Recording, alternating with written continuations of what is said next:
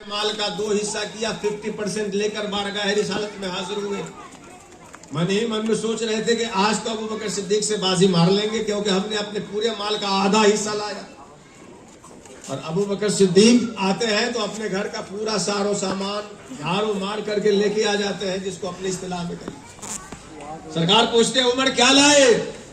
کہتے یا رسول اللہ میں نے اپنے سارے مال کے 2 حصے کیے، ایک حصہ بال بچوں کے لیے چھوڑ دیا اور آدھا حصہ آپ کے پاس لا دیا۔ ابو بکر آتے پوچھتے ابو بکر تم کیا لائے؟ یا رسول اللہ گھر میں جو کچھ تھا ابو بکر سارا سامان لے کر آپ کے قدموں میں آ گیا۔ سرکار پوچھتے ہیں کہ بال بچوں کے لیے، گھر والوں کے لیے کیا چھوڑے؟ ابو بکر جواب دیتے ہیں کہ گھر والوں کے لیے اللہ اور اللہ کے رسول کافی ہے۔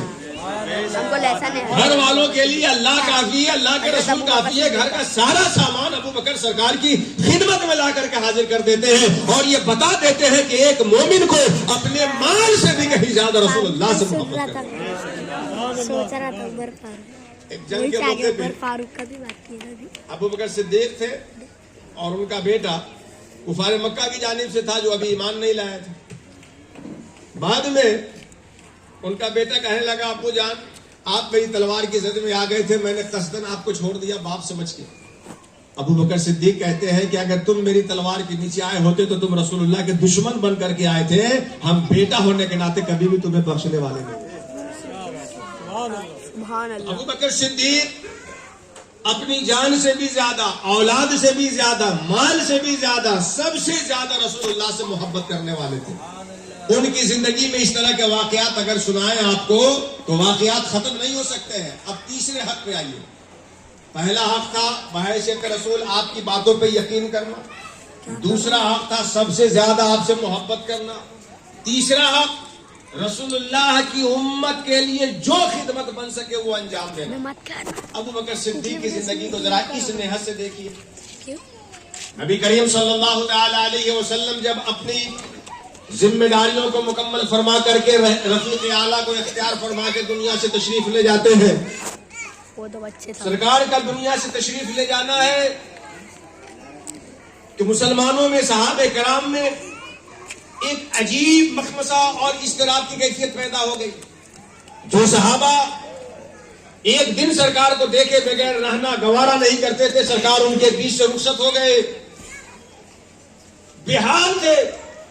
ابو بکر جیسے لوگ جن کے رائے کے مطابق اللہ تعالیٰ وحی نازل فرماتا ہے، عمر جیسے لوگ جن کی رائے کے مطابق اللہ وحی نازل فرماتا ہے، یہ تلوار لے کے ٹہلنے لگے کہ جو کہے مصطفیٰ صلی اللہ علیہ وسلم دنیا سے رخصت ہو گئے میں ان کی گردن اڑا دوں۔ لیکن ایسے موقع پہ امت کو جس ذات نے سنبھالا ہے، امت کو ایک دھاگے میں جس شخصیت نے پرویا ہے، اسے صدیق اکبر کہتے ہیں، جنہوں نے امت کا شرازہ منتصر ہونے سے بچایا اور صحابہ کو ایک مشت میں لایا، ایک ساتھ جمع کیا۔ سقیفہ بنو ساعدہ میں سب جمع تھے۔ انصار کا کہنا تھا کہ ہماری طرف سے امیر ہو، مہاجرین کا کہنا تھا ہماری طرف سے امیر ہو، بات یہاں تک علی کہ ایک انصار کا امیر ہو، ایک مہاجر کے۔ اتنے میں یہ خبر ابو بکر اور عمر تک پہنچی، وہ دونوں فوراً وہاں پہنچ کے گئے، دیکھا کہ معاملہ بالکل گرم ہے۔ انصار کا مزاج بنا ہوا ہے کہ ہمارا امیر ہو، مہاجرین کا مزاج ہے ہمارا امیر ہو۔ ایسے موقع پہ یہ تجویز بھی رکھ دی گئی کہ ایک انصار کا ہو، ایک مہاجر کا ہو۔ ابو بکر صدیق نے ایسے گھما گھمی کے عالم میں امت کو 2 امیروں کی تقسیم سے بچانے کے لیے جو فارمولہ اپنایا ہے اور اس فارمولے پہ چل کر امت کو بچنے سے جو بچایا ہے، قیامت تک امت مسلمہ پہ ابو بکر کا احسان ہوگا اور یہ سبق بھی سیکھنا ہوگا کہ ابو بکر نے کیسے امت کو بچنے سے بچایا ہے اور ایک لڑی میں پیرونے کی کوشش کی ہے۔ سبحان اللہ۔ ابو بکر کہتے ہیں کہ سرکار نے فرمایا الائمۃ من قریش، سردار قریش سے ہوگا، اس لیے کوئی مہاجرین میں سے امیر بنے اور وزیر انصار میں سے ہو جائے، تو امیر مہاجرین میں سے ہو جائے اور وزیر انصار میں سے ہو جائے، یہ وہ فارمولہ تھا جس پہ دونوں میں جو صحیح بات سمجھنے والے تھے سبوں نے سمجھا اور پھر سب لوگ متفق ہو کر کے حضرت ابو بکر کو اپنا امیر بناتے ہیں، خلیفۃ المسلمین بناتے ہیں۔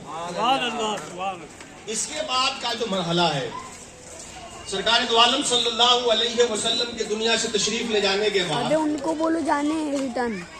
اب جو امت میں لوگ تھے اس وقت کی جو سچویشن تھی، کیفیت تھی، حالت تھی، وہ دیکھیے، اور رسول اللہ کی امت کے لیے اپنے وجود سے نفع پہنچانے کی جو ابو بکر کی کوشش تھی اور ہمارے لیے سبب تھا، یہ سمجھیے. اس وقت کئی طرح کے گروہ جمع ہوئے.